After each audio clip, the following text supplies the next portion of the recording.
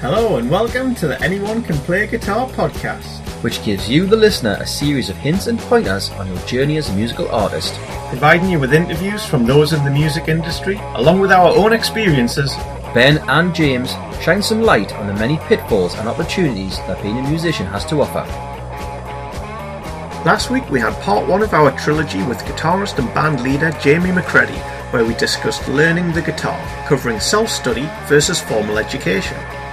This week we continue in the middle slice of the trilogy by moving on to discuss how to replicate things that you hear on a guitar, moving to a big city to chase your dreams, and being professional.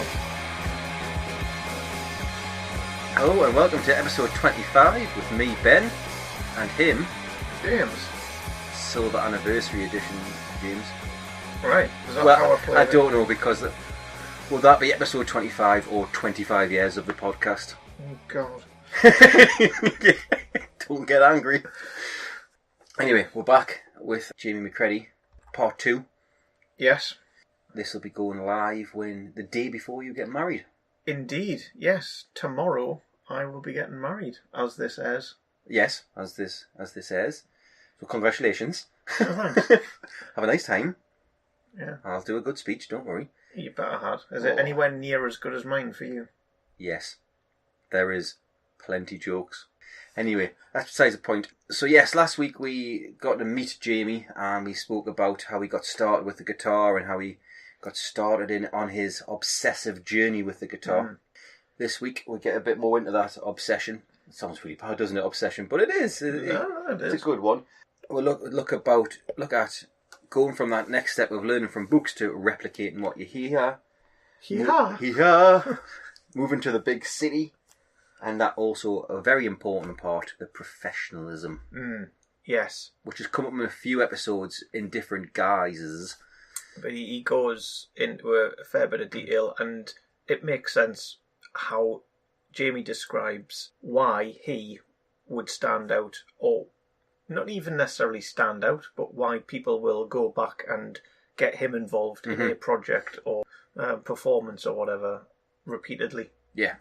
Which makes sense. Which really is his bread and butter, isn't it? His thing is getting work, and one of the best ways of getting work is being professional, which he clearly is.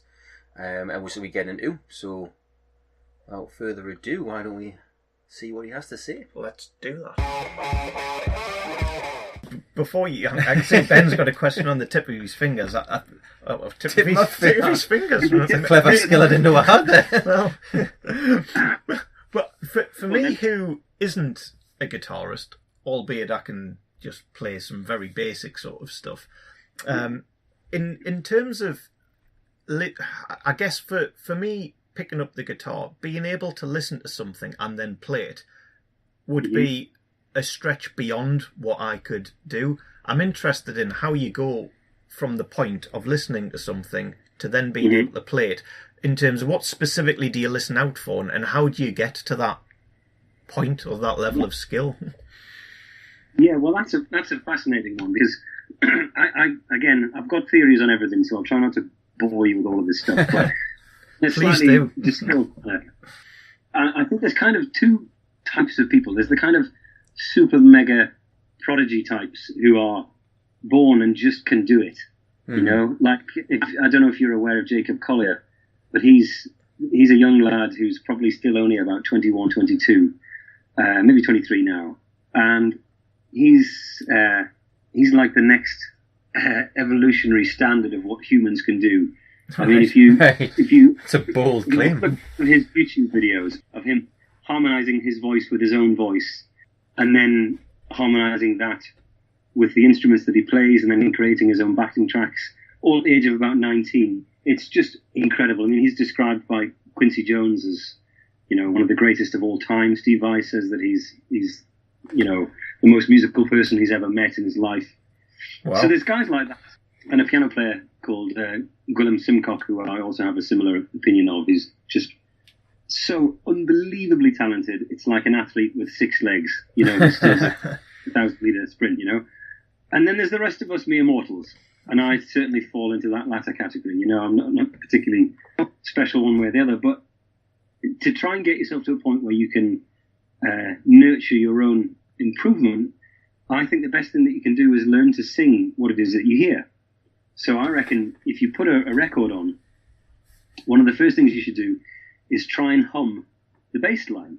So that's the first thing I would suggest you do. You find the lowest pitched note of whatever it is you're listening. You discard the drums and all that other, ephemeral stuff. Yeah. Listen for the lowest note, which is probably the bass, and try and hum along with it for a little while. But learn it by memory all the way through from the start of the song to the beginning so that you can hum along with it perfectly. And then you turn the record off and you see if you can hum the whole bass line for the whole song. And then what I would do is I'd go back over the same thing again, and then I would suggest that people learn to hum the melody line. So now you have access to the top part of the frequency range and then the bottom part of the frequency range. And then you try and follow the notes in between. I definitely see music as a three-tiered thing. There's the top, the bottom, and the middle bit. And it's always the middle bit which is a difficult bit because that's where the chords move. Right. Anyone who's good at composing chords does so with very small movements between one chord and the next. So it's very difficult to perceive the movement from one note to the next. But by paying attention to the top note and the bass note, and then listening through, and trying your best to follow what you could maybe call an inner voice, so that you see this thing as a three-tiered thing, you'll really help your perception of figuring out what music is. Because I kind of come to this conclusion because for years and years I was just obsessed with just whittling on the guitar. I'd learn a six-finger tapping lick or some sweep picking or just shredding up and down a scale and blah blah blah. But I'm not really sure that that's actually playing music. That's just learning how to do something and doing it really fast, which Right. isn't necessarily what music is. I think music is a set of rules which are, somehow attached to humankind in a very profound way. But the movement of music and the movement of chords from one to the next is a fascinating, really deep thing. And I think the only way that you can get into that is by trying to hum along with it, because I think as soon as you start getting your voice box involved and attaching it to your mind, I think then you suddenly start to find things quite instinctive and natural. And then I think once you've done that and you know what it is you're listening to, then try and play that bass line that we were just talking about. See if you can play it on your guitar, and then think, hey, well, that's cool, and I wonder if I can play the melody line on my guitar now. So try and put the record on, but learn the melody by playing it on the guitar along with the vocal. You see what I mean? Yeah. And then you start building these things up, and it takes a long time, but not half as long as you'd think. And then one starts to approach music from what I think is a musical perspective, which is from the musical side of it rather than being a slave to the technical requirements of whatever instrument you've picked up, if you see what I mean. That's the fastest way. And I know some guys down here and around the world that would probably say a similar thing, if you see what I mean. Yeah. No, that's interesting. I've found that interesting. Yeah, definitely. And you could start with something like Another One Bites the Dust by Queen. I remember really getting into scales and stuff and thinking, I wonder if I can just figure out what the notes of the scale are of that melody without playing it on my guitar. So, it goes ba-da-bum, bum, bum, bum, bum, bum, bum, bum. And I was thinking, well, is that the third, second and first note of the scale backwards and then the third up to the fourth kind of thing? And then you figure it out on the guitar and you see if you're right. And then, in the early days, more often than not, you're not. But then you learn to play it anyway, and that's cool. But it's the process of not knowing how it works and looking for it is the thing that starts to, set the process in motion. Yeah. Cool. Yeah. Excellent. Right, I've butted in on you a few times, Ben. So Well, the only thing I was going to say, actually, Jamie, it kind of follows on what you were saying. Because when I first started learning the guitar, I picked up, I think back in the late 90s, it would have been Total Guitar or something with that name. And I would learn whatever was in it, and half the stuff I didn't want to play. But then I loved, and still do love, Californication by the Chili Peppers. Yeah, me too. So I ended up getting the tab book for that, and just it was too much of a jump for my ability at the time and now probably. But I absorbed the album so much that I knew how they were played, And that's how I learned the guitar from Frusciante on Californication. And Exactly. that totally, so I totally agree that if you find something that you like, working with that piece, and Californication was mine. It was probably too much of a jump, but it didn't matter because I just, as you said, spend hours and hours just even learning the title track or Other Side, or there's a couple of songs I still don't even know. I still can't get the fingering right for Road Tripping, but it doesn't matter because I still try it every now and again. Because you're right, you become obsessed, and it's just those pieces of music that absorb you to learning an instrument, or even just getting into music, basically. Yeah, I honestly, I couldn't agree more. And when you listen to someone like John Frusciante, like you just mentioned, you can hear how much he studied Jimi Hendrix and his playing. Mm-hmm. All of that stuff that Hendrix came up with, some incredible, ungodly way that he did it before he was 27. He sort of rewrote how the electric guitar would be played in pop and rock records for the rest of time. But you can hear that the John Frusciante's put all those records on, and he's done the same thing. We're just talking about it. He's probably sat cross-legged in front of his hi-fi and figured out the stuff that really makes him excited. And then, that's how the music is passed. That's how the legacy passes on, and it still sounds right. You know what I mean? Because I don't know whether you agree, but I find the most compelling music is the stuff which, references the tradition of what music is. If you just get stuff which is just blasting scales or I don't know, or beats or whatever, mm-hmm. and has no attachment to some earthly historical thing, then this is the point of it. I mean, most music can be broken down to either pentatonic minor or major, something like that. And it's when it falls out of those categories and accidentally goes in wrong places, it just starts to sound a bit wrong. And it's the people that have paid attention to how music sounds that usually come up with something which kind of sounds like music, if you know what I mean. Yeah, definitely. Yeah. Okay, so to move this on a bit, then let's think. So you mentioned a key decision that, whether it was conscious or unconscious at the time, when you were maybe 19-ish, 20, you mentioned, Jamie. Then there's another one that I guess a lot of people will potentially be faced with. When you mentioned you moved to London. Now, I know there'll be many reasons why someone would potentially move to London doing what you do. But from your point of view, what specifically was the draw? Because I think a lot of people will potentially be faced with this type of thing, or, well, do I need to move, whether it's to London or somewhere else, to further themselves? So what specifically drove that decision for you? Yeah, nice question. Quite a few things, actually. I mean, at the time, this was 2000. Where are we now? It was the end of 2008, and I was feeling a bit frustrated because I was a teacher at Newcastle College at the Performance Academy, and I really, really loved that, and I adored the students and had a really great time there.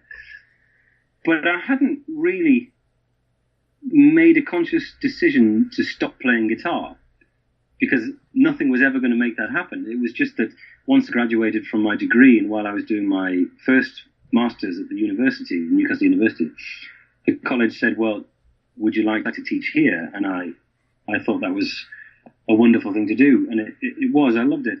But what happened is I kind of got pulled into the academic side of being a teacher rather than being a player. And where I particularly like teaching the instrument. I really love it. I kind of felt like a bit of a charlatan at the time, actually, because I was teaching people to do something that maybe I hadn't actually done at the time. Right. And I think there's a certain amount of hypocrisy there, where you can't be telling someone what it is they're supposed to do if you haven't done it yourself, or maybe even can't do it. The frustration that I had was that I was trying to be the best teacher I could be, also trying to be the best guitarist that I could be, but because the classes numbers were getting quite large quite quick. I mean, if I remember, classes went from about 60 up to the year group went from about 60 to like 280 in 2 years or something like that. Right. I felt like I probably wasn't being a great teacher, and I knew that I wasn't being a great guitarist, but I wanted to be. I also felt quite strongly that there was, certainly at the time in some of the circles that I was operating in is that there were a few established scenes up north, and I have to be careful of my words actually, that maybe those were being held onto in a slightly territorial way, you know. Okay, right. And I can either choose to play that game and try and break into a club, if you like, or I can go where there are more opportunities, potentially, and see how I fare. And now, I was 26, and, you know, I'd been in Newcastle for a long time by that point, and been playing guitar for ages and a teacher. And I wanted new challenges and things, and I was definitely sure that at that time, I think I knew what was available to me in the North. Mm-hmm. Yeah. And as someone who wanted to be and continues to want to be the best guitarist I can be as a session musician and as a composer, or, you know, just player. Composer sounds a bit highfalutin, but you know what I mean? Yeah. I just kind of felt like the things that were available to me in the Northeast were a little bit limiting, as much as I don't want to say it, because I absolutely adore the North. My family's up there, my friends are up there. But I didn't know what more I could do to try and get a little bit further down the road. So I thought, right, okay, I'll see what I can do to move to London, see how I can meet and give it a shot, you know. And I'd saved up a couple of quid because I'd been teaching at the college, which paid for about 3 weeks of tuition fees. And then I started to just, you know, find my way through and figure it out, you know, with, you know, just with a bit of a commitment to trying to make it work, if you see what I mean. Yeah, definitely. So once you landed in London, then how did you build up that network? How did you almost promote yourself? How did you get in front of people, on the radar of people? How did that work for you? Probably just being a pushy little twat. Am I allowed to say? No, the serious answer is just I went to as many jam sessions as I could. And I went to the Guildhall School to do my master's in jazz playing. And that was kind of like a calculated move, because that's a way to get into at least a scene straight away. Right. My difficulty then was that I moved down from being a full-time teacher to go and do a master's at one of the most competitive places in Europe. And I was, you know, I certainly wasn't the best in my class at the time, you know, and that was quite difficult to contend with. You know, there were guys there. I remember there was a drummer in my year who had the most incredible sense of perfect pitch. You know, he could tell me the wrong notes I was playing on the guitar, but he didn't play a pitched instrument. It was mental. Right. You know? I found that quite intimidating. Wow. Yeah, I was going to say I didn't like him already. That's not an exaggeration. And there's a few people I met that I hadn't really experienced musical ability like that, and it sort of floored me. But nonetheless, that kind of shows you what you do and what you don't know. So I just studied a bit harder, learned how to try to sound like music that I was trying to play, which at the time was kind of straight ahead jazz. Went to lots of jam sessions, played with as many people as I could, and really that is the only way to do it, really, you know. And if you find out where the jam sessions are, you sit and watch them without playing for a little while, so you figure out what kind of tunes they play, and then you go away and you do your homework a little bit and you learn those tunes, and then you say, hey man, do you mind if I sit in on this tune? And then you get chatting to some people, and then you do that for long enough and on a lot of different scenes with different people, and then you know, if you are committed to it, people will recognize that, you know, because I think one of the things I really misunderstood is that I thought you had to be a finished article before you went to go and do these things. So, you know, if I had my time again, I would just give myself a bit of a kick and say, just get out there. And that's what I say to some of the people that I teach.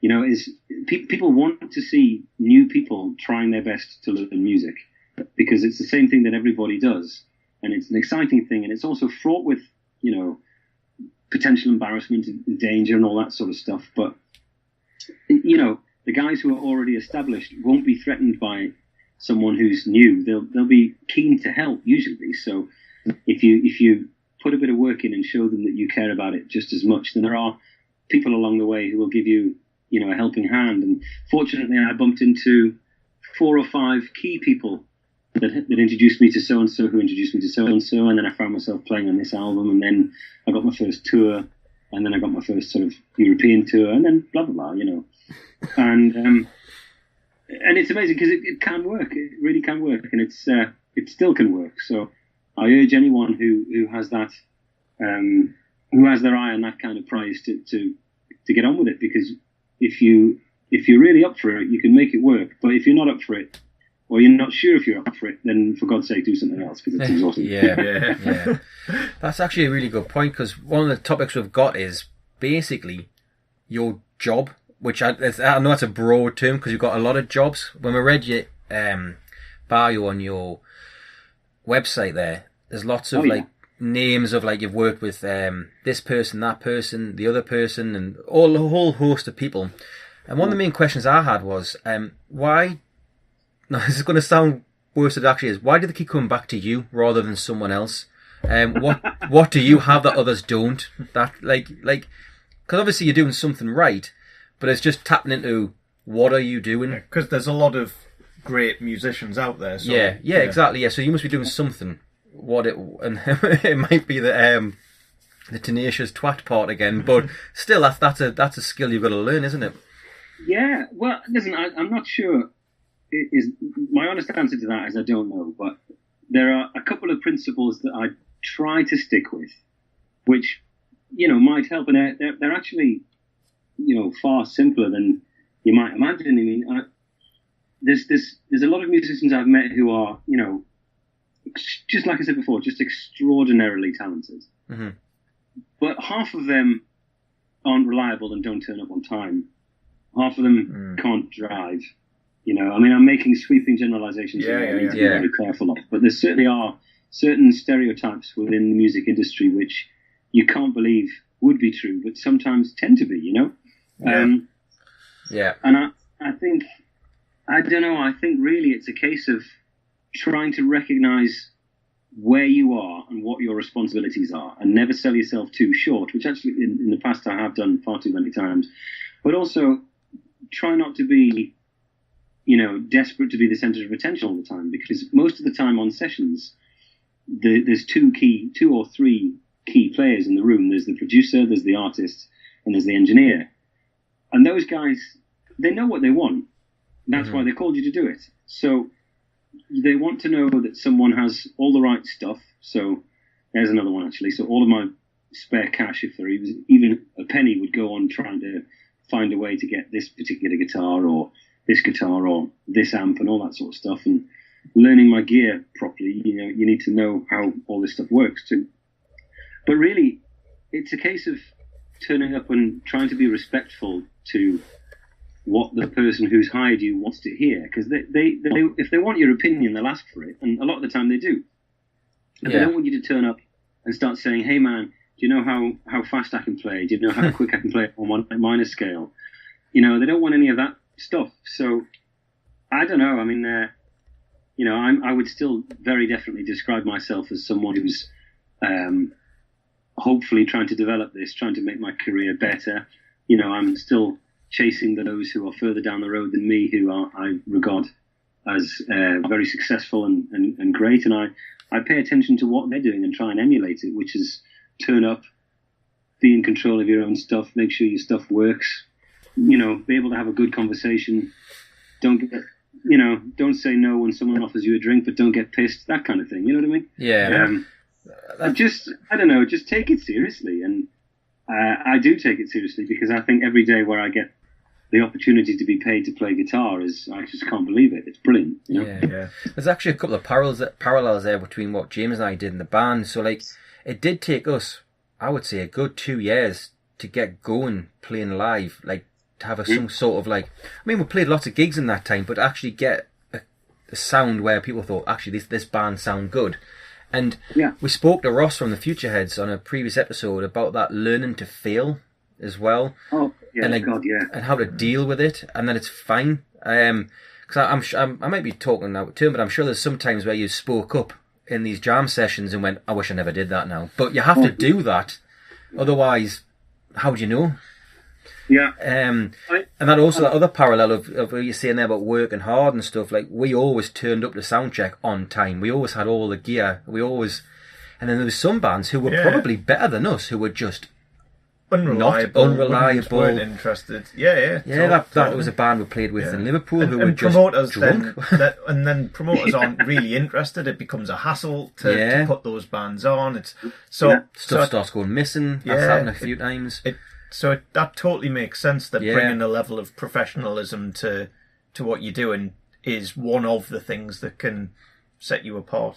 Makes total sense. I still, put YouTube videos on, and I watch guys like Steve Lukather, perhaps, or like Jeff Beck, and I think, these are the guys who trailblazed this, or Tommy Tedesco, the guys who really trailblazed this as a living, and they were the greatest of all time, and that's why they're on all of these records, and that's why they did it all. And I'm not that good, at all, and I'm never likely to be that good, but I'm going to pay attention to what they're doing and try and emulate it, because they've shown that this career is possible if you take it seriously, and you kind of have to, because if you don't, nobody else will take your career seriously, if you see what I mean. Yeah. But and the other thing is as well, there's so many people who are dead cool, and my God, they can all fuck right off. Yeah, I remember I don't know the lad's name, so I can't get myself in any trouble, but we played with the same lad, you probably won't remember this, who was in a band who kind of looked a bit like, they had like leather jackets, but they were very smart. And then the next time we played with them, they were very libertines. And the next time we played with them, they were very, like, they had Adidas t-shirts and stuff on. They changed the image, and you're right, he could just do one, because they were quite talented as well. But they were just chasing something. I didn't think they weren't doing it for the right reasons, in my opinion, whatever the right reasons may be, because I can't say what they are and what they're not for them. But it's just that sort of thing of being too cool and not having that. Well, if you're forcing something like that, then you probably aren't in the first place. So. Yeah, exactly. I think he just wanted to be Liam Gallagher, to be honest. But and there's nothing wrong with that. But it just annoyed me. You can't blame someone or a band for trying to find their identity. I totally get that, because there's so much pressure for people to know exactly what they are right from the get-go, which is, I don't know how anyone deals with the pressure of doing that, because essentially the record industry is saying, you've got one chance and you're 18. Let me see it now. Oh, you've messed it up at the end of it, which is mad. But it's not even that. I don't mind people who look super cool, because good on them for trying. God knows I didn't ever look cool and still don't. But it's the people who have that aloof attitude, as if, as if, I don't know, there's a hierarchy based upon how cool you are as to how much you deserve. And that's the kind of thing that I know I can't stand. And I know a lot of people just think, man, this is just such bullshit. You can either play or you can't.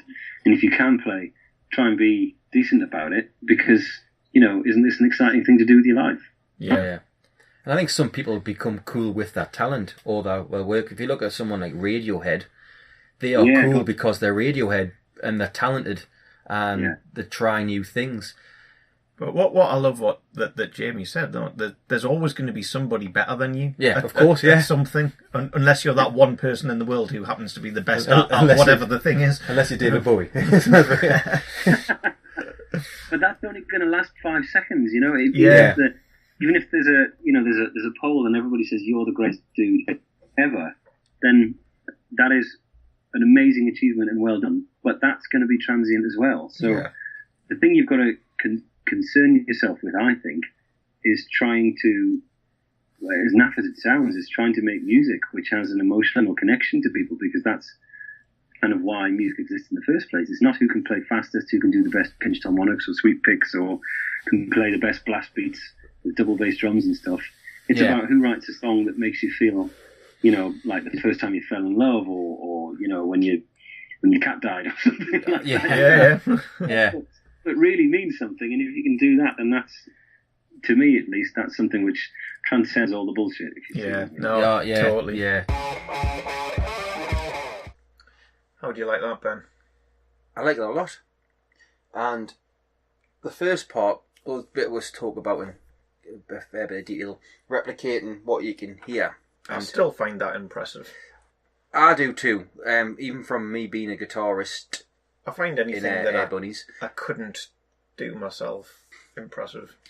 Yeah, but even like that's just a little bit more. That's pretty impressive, really. And if when he breaks it down, it makes perfect sense. Mm. Get the lowest register, get the highest register, and you've kind of got the groove. You've kind of got the hook. Pretty much, yes, yeah. And just find the bits in between. That is something that probably wouldn't have occurred to us to like break it down to that level, but makes absolute perfect sense. As in, let's test myself. Because let's be honest, if you want to, you could go online and probably get. Totally set you a test. Oh, you should. And find a random piece of music and see if you can learn to play it by the following week. Without listening, without researching it and finding out what the just notes. by listening. Make it relatively easy if you do that. I wouldn't know what would be easy and hard, to be honest. But yeah, and again in that section we spoke about harking back to tradition again. We spoke about Mark Duffett, and that whole concept again pops up, and that totally makes sense as well. So it's not just a case of who can play the fastest and who can play the best. It's all about the setting tradition and the things that we learn and listen to. Again, what we spoke about with the Chili Peppers is another good example of wanting to learn something.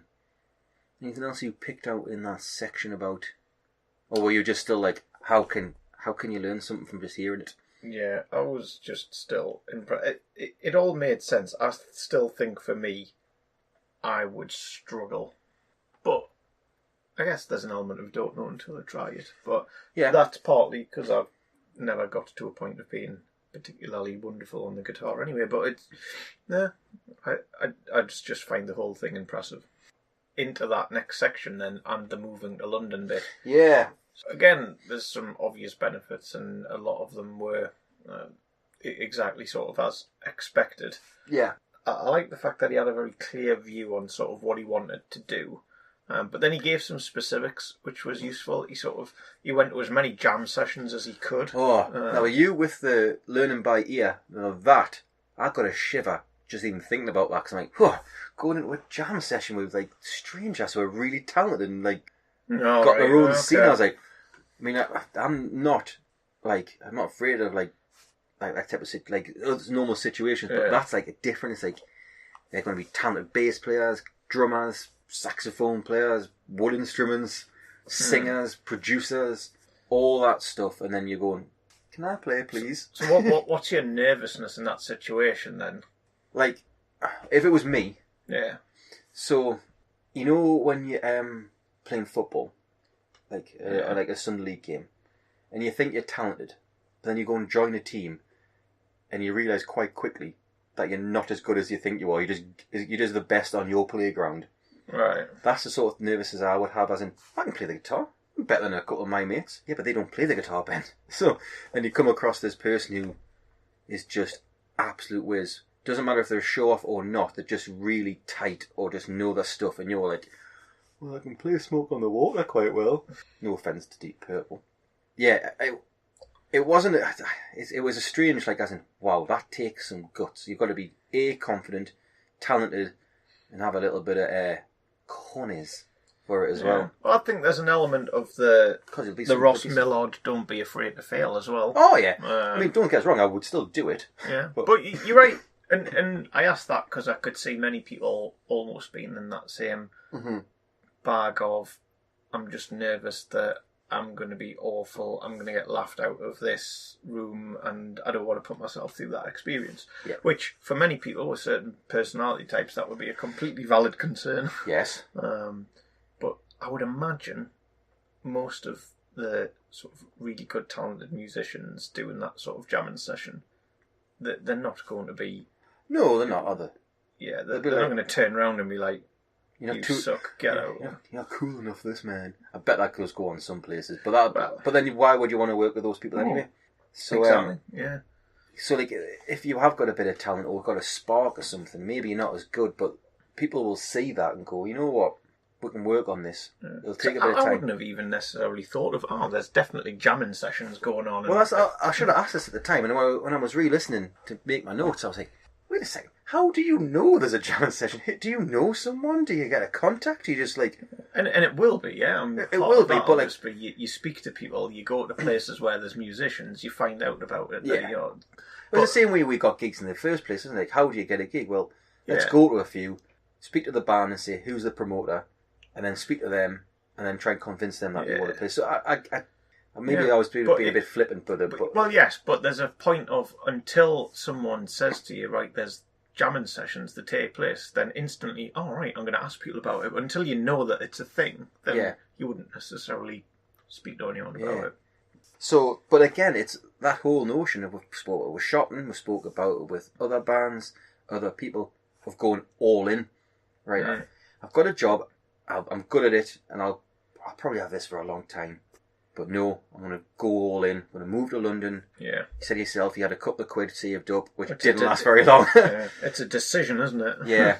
But then again, he's got the talent to back it up, but it's more than just that. He's got the dedication. Yeah, it's the dedication, and that's... He was pretty clear on what he wanted, and it's working. Do it. Yeah, it's totally working.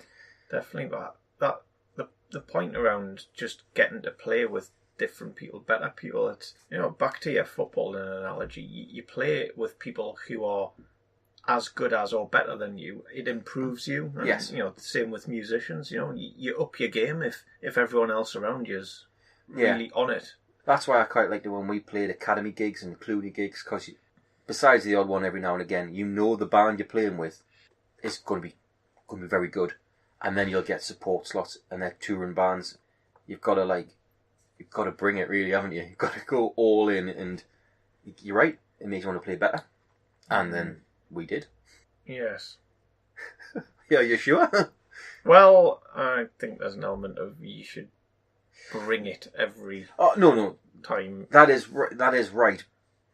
But as we spoke about with Paul Langley, like sometimes you're just having like one of those days where you think about something else, and like that's where the tour manager part comes in of like getting you ready for that gig. It does happen. It'd be very hard for us to say the hundreds of gigs that we played that we were on it every time. Oh no, and undoubtedly won't have been. And fine well, the first time we played the Academy, we would have been well up for it. When we played the main stage at the Academy, we were well up for it. Yeah. And then you go back and play another gig, and you're like, well, we'll bring it again for this one. We kind of spoke about the professionalism again there, and I was asking the question of how do you get these jobs and stuff, and he called himself very pushy. He used a different term, but he said very pushy. But if you're not going to push it, then how does the person know you're interested and actually up for it and all in? Yeah, you need to get in front of these people, but then once you're in front of them, it's displaying certain characteristics. And I sort of made a note of them when he was saying that some of his principles that he sticks to. He's punctual. Mm-hmm. Very easy thing to get right. Easier for some people than others. Punctuality is an annoyance of mine. Oh, mine too. Not that we're saying anything, Mr. Wade, but... But it's one of those things, if out of... I think he said it's a stereotype for a reason. A lot of musicians, guitarists aren't the most reliable. Mm-hmm. So almost something that makes him stand out from the crowd is he turns up on time. If it's 1 o'clock, he's there at 1:45 or wherever, yeah. And that's a fairly easy thing to be able to get right. But if you think about it, because he's played on like X Factor shows and stuff like that. So if you're producing a show like that, there is hundreds of people. And if that one person is one less person to worry about, who's got the talent, and you know is going to be there and in their seat at 1 o'clock, ready to play the E chord, which is the first note of the song. It's like, well, that's one less thing to worry about. We'll get him next time. Yeah, you can read the music we're going to put in front of him, and he'll be here on his seat, ready to play that chord. Exactly. And it baffles me. Yeah. And then those things can happen, like when it makes you late and all that, but in general... Oh, yeah, totally. And then that ties to his next one was like, drive a car, Yeah. Like, again, at the drop of a hat, someone might need you to, actually, the studio for this one's wherever, other side of the city, or a reasonable, or a place that public transport might take you an hour and a half to get to. Or But not only that, if you're in London, you've got to go on the tube with it. We mentioned about his kit. You've got to have a Strat. You've got to have a Telecaster, because there's 2 different types of songs. That's all these pedals. Yeah. He's not getting them on the tube, is he? well, if it is, it's going to look like the start of Home Alone. He'd need 3 roadies just to get from A to B. So yeah, you're right. Yeah. So. And I know that's quite hard. Like, people might not be able to afford a car and all that sort of stuff, but it makes a difference at the end of the day. Well, it's something that I'm guessing he factors into his life. You know, this is the career, so it's a cost that I will it's have an overhead. It's an overhead. No, totally. And the next one, which I really liked, was don't try and be the centre of attention. Yes. Typically, if you're going to be, particularly, I mean, he's got a number of different roles, but if he's like in the session musician type role, then they'll typically be the main artist. That they're kind of the act. People pay to see them. Yeah, but you're not just suddenly going to do knee slides across the stage or something. And like, because I've seen a few artists that are solo singers who have a backing band, and that person brings the backing band in on a certain time, and they get the spotlight on them for like a minute for a solo or something. It's fine. But you're right. If you just do a knee slide in the middle of an Enrique gig or something, what is he doing? He's taking my focus off the person I've came to see. Start playing the guitar behind your head or something. Whoa. You know, on song 15, there's time for 30 seconds for you to do that, okay? So yeah, you're right. And I think that, again, if you're producing something like The X Factor, and you've got someone who's going to turn up on time and play what's in front of them, but not go in front of the artist, this is like, hi, I'm here. Like, they're the one that's gone through all the auditions and all that. At the end of the day, you get your money. And that, I think that, you're right, it's a simple but big thing. Yeah, and then know your equipment. I would like to have a little tour of what he actually has, because I've got a couple of guitars. I don't have many, but I think I would like to show. I think you'll have a room. I think I have 2. Maybe. I would like to show Rachel. Like, this is how many guitars I could have. Just think about that. How good I actually am. And Jamie said that he was actually quite a good guitarist in that sense, that he doesn't have that many. Now, I guess to me, he'll have absolutely loads. But it's going to be into the 30s probably, if not more. He said he had two Squires, Les Pauls, SGs, Strats, Squires, Strats, Telecasters. There'll be loads. I bet there's a fair few. Then you've got your acoustics on top of that, and all that sort of stuff. I bet he's got a Spanish guitar in there somewhere, just because. There's going to be more than 10, isn't there? Definitely double digits. But then that makes sense, because if you think if you're a Sparky or like someone who builds for a living, you're going to have different types of tools to do your job. It's just the same principle. Oh, it's just that his are like £500 guitars or whatever they cost. And then your amps on top and your pedals on top, but you have to know what to do. Because we spoke about this with Mike, about the pedals. I only had 6. That was enough. One was a tuner. Only. yeah, one was a tuner, so that doesn't really count. Again, I bet he has. Actually, I saw a picture on his Instagram. Like box he was sent of pedals. That was there was 10 or 12 pedals just in that box. And that was a brand I wasn't aware of. So I bet you started again on Boss, and I bet he's developed away from that as well. Tons of equipment. Yeah, definitely. But you have to know it as well. Then you got your amps on top of that, like you mentioned. That's it. If you buy it, it's not like you'll go, all right, I've now got this overdrive pedal. Great. The next time I go to a gig or get a job that involves that, I'll just plug it in and play it. I'm guessing he'll spend hours and hours, days and days, just doing everything on that pedal, so he knows it inside out. Everything, how to use it in combination with other pedals. You just spend ages labouring over. Here's a new piece of equipment. I need to know what it does. Yeah. How it sounds with that guitar, the other guitar. Yeah, because if you turn up going, overdrive will be fine. You might have an overdraft by the time he's bought them all. Yeah, I was going to say, an overdrive pedal, and you get there and you just plug it in, I think the set will be fine, and it goes right over the singer's voice because it's so loud. Nah, maybe I should have brought something a bit quieter. It's a big thing. I mean, what you said there is 4 quite simple things, but a lot of people don't think Yeah, about well, it. it comes back to dedication, you know, Yeah. which he seems to have in spades. And if you do that, so you build it up from the start, that's what we're kind of doing, like with the talent and the dedication and the persistence and all that sort of stuff, then you get to play on the Glastonbury stage with Roisin Murphy, and which we mint, and you get to go on tour in America with whoever and play stages across the country and stages abroad, doing all the things that you wanted to do and getting paid for it. Yeah. Got to put the graft in together. Yeah. Up next week, we complete the trilogy with Jamie, where we delve into mastering your equipment, band leaders, and playing the West End. We've reached the end of this week's episode of Anyone Can Play Guitar podcast. Big thank you for tuning in, and remember to stop by iTunes or wherever you get your podcasts from and subscribe so that you never miss an episode. While you're there, it would be amazing if you could leave a rating and a review. All the show notes can be found at www.acpgmusic.com, and if you want to get in touch, email us your questions, any feedback and any suggestions to info@acpgmusic.com. That's it for now. Keep supporting upcoming artists, and we'll catch you next time.